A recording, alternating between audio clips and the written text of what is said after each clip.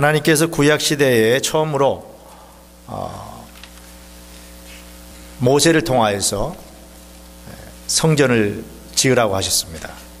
그래서 모세가 광야에서 성전을 짓고 난 다음에 하나님께 나아가는 방법을, 하나님께 예배하는 방법을 하나님이 모세에게 지시하셔서 가르쳐 주셨습니다. 레위기서에 보면은 하나님께 예배하러 나갈 때에 반드시 하나님께서 지정하신 방법을 따라서 예배하러 나가라, 그렇게 명령을 하셨습니다. 그런데 하나님의 방법을 따라서 예배하러 나갈 때는 백성들이 하나님 앞에 드린 예물이 위로부터 불이 내려와서 태워가지고 하나님 받으셨습니다. 그러나 하나님의 방법대로 예배하지 않는 경우에, 다시 말하면 자기의 생각이나 또 자기의 뜻이나 또 자기의 어떤 느낌을 가지고 하나님 앞에 나가서 예배를 드릴 때는 하나님께서 심판하셨습니다. 성경은 다른 불을 가지고 하나님께 나가지 말라, 이렇게 말씀하셨어요. 특별히 대제사장이었던 아론의 아들들 가운데 하나님의 방법대로 나가서 제사하지 않고 자기들의 방법대로 다른 불을 가지고 성전에 나가서 제사하다가 그 아들들 가운데 2명이나 불에 타서 죽는 이런 비극이 일어나게 됩니다. 이러한 첫 번째 성전에서 예배하는, 하나님께 나아가는 이런 제사의 방법을 통하여 우리가 깨닫게 되는 것은 하나님께서는 성전에 임해 계신다, 하나님은 성전에 임해 계신다 하는 것을 우리에게 깨우쳐 줍니다. 하나님의 말씀대로 하나님께 나가 예배드릴 때에는 하나님께서 은혜를 주시지만 하나님의 말씀을 무시하고 자신의 방법으로, 자신의 생각으로, 자신의 뜻을 가지고 하나님께 나가면 하나님 예배도 받지 않으시고 은혜도 주시지 아니하시고 오히려 하나님 심판하신다, 이렇게 성경은 우리에게 말씀하십니다. 사도행전 12장에 보면은 초대교회 한 사건이 나옵니다. 헤롯이라는 사람이 나라를 다스리고 있을 때에 복음을 증거하는 제자들을 잡아다 감옥에 가두고 또 야고보 같은 사도는 목을 쳐서 죽이기까지 했습니다. 특별히 수제자였던 베드로가 이제 잡히게 되는데 이 베드로가 감옥에 갇히게 되죠. 그런데 교회의 성도들이 베드로의 석방을 위해서 열심히 기도를 하게 됩니다. 그때 하나님의 천사가 나타나셔서 이 베드로를 옥에서 꺼내주는 이런 사건이 나옵니다. 교회가 하나님을 위해서, 하나님 나라를 위해서 기도할 때에 하나님이 그곳에 임재하셔서 하나님의 역사가 나타난다는 이런 사실을 우리에게 보여줍니다. 이런 모든 내용들을 통하여서 우리가 깨닫게 돼야 할 한 가지 사실은 하나님의 성전에는, 교회에는 누가 계신다고요? 하나님이 임재해 계신다 하는 것입니다. 교회가 크고 작고의 문제가 아닙니다.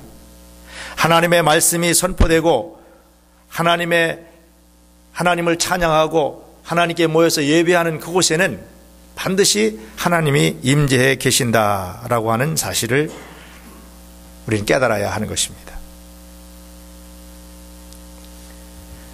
요즘 현대교회는 어떻습니까? 과거의 구약시대의 교회나 신약시대의 교회와 성전에만 하나님이 임재해 계시는 것입니까? 지금도 오늘 이 교회에 하나님이 임재해 계시는 줄로 믿습니다. 찬양과 말씀과 또 우리의 모든 헌신을 통하여서 우리는 하나님의 임재를 경험하는 것입니다.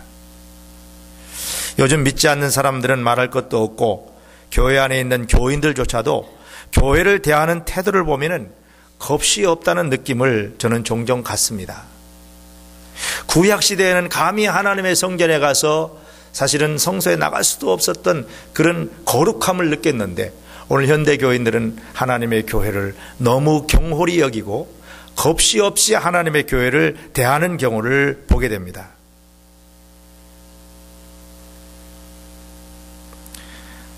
교회 밖의 사람들은 물론이거니와 교회 안에 있는 성도들조차도 하나님의 교회를, 성전을, 하나님이 임재하시는 이곳을 너무 막대하는 그런 경향이 있어요. 하나님의 말씀을 무시하고 자기의 주장과 생각에 따라 하나님 말씀에 귀를 막고 눈을 감기도 하며 어떤 경우는 하나님의 말씀을 오히려 왜곡해서 자기 생각에 따라 맞추는 이러한 일들이 오늘 교회 안에 너무 많이 일어나고 있습니다. 답답한 것은 이러한 일이 오늘날 교회 안에 많이 나타날 뿐만 아니라 성도들을 미혹하고 있어요. 그래서 하나님의 교회를 마치 하나님이 계시지 않는 것처럼 생각하고 행동하고 말하는 이런 일들이 너무나 많이 일어나고 있습니다. 그래서 사람들이 더욱 대담해지고 뻔뻔해지고 있어요. 세상 사람들이나 대하는 것처럼 교회를 그렇게 함부로 대하는 것입니다. 교회를 함부로 대하는 사람들이 너무 많아요. 하나님이 임재해 계시고 하나님의 능력과 영광이 이곳에 계신데 하나님의 교회를 너무 함부로 대해요. 교회가 왜 이러냐? 교회를 자기 집에 무슨 비즈니스 대하듯이 그렇게 교회를 대하는 사람들이 너무 많습니다. 과거의 구약시대 같으면요, 당장 불로 심판을 받아 그 자리에서 즉사하게 돼 있어요. 여러분, 하나님의 교회가 이렇게 아무렇게나 대함받을 수 있는 곳입니까? 저는 요즘에 이 문제를 가지고 계속 고민하고 씨름하고 있습니다. 오늘날 우리 교회를 포함한 오늘 지상의 모든 현대 교회들을 사람들이 너무 함부로 대하는, 그런 함부로 대야만 할 수 없는 그런 무력한 공동체가 하나님의 교회냐는 거예요.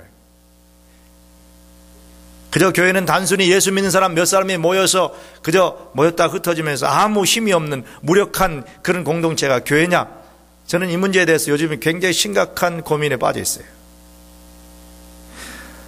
고민하고 하나님 앞에 질문도 해볼 뿐만 아니라 저는 하나님 앞에 요즘 절규합니다. 기도합니다. 하나님 앞에 절규합니다. 하나님께서 핏값으로 세운 하나님의 교회가 오늘 너무나 세상 사람들이나 교회 안에 있는 사람들에게 교회가 너무 함부로 대하고 있지 않습니까? 교회라고 하는 걸 너무 사람들이 그냥 쉽게 대하고 무시하고 아무렇게나 대해요. 기분 좋으면 좋다고 그러고 기분 나쁘면 아무렇게 대하는 거예요. 과연 교회가 그렇게 무력한 단체냐는 거, 힘이 없는 그런 단체가 교회냐는 겁니다.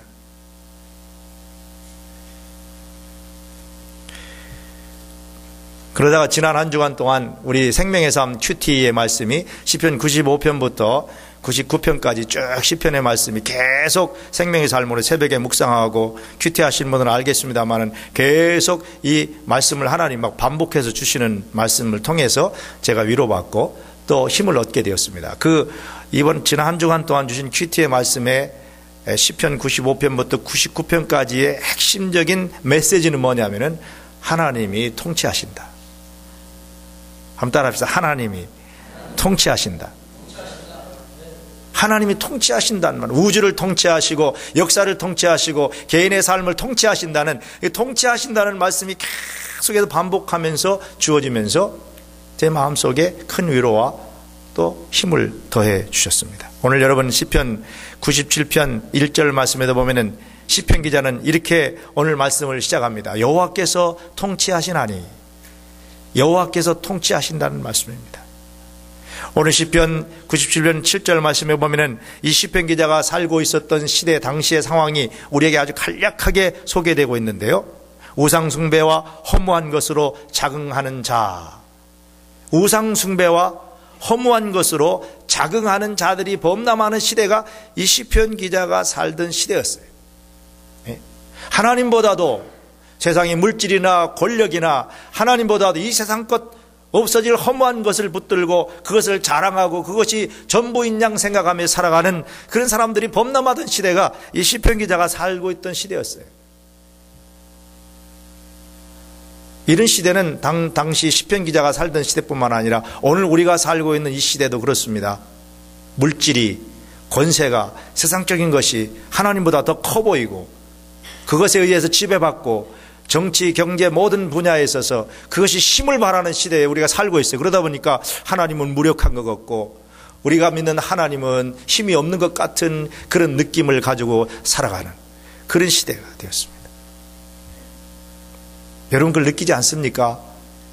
요즘 여러분 얼마나 많은 사람들이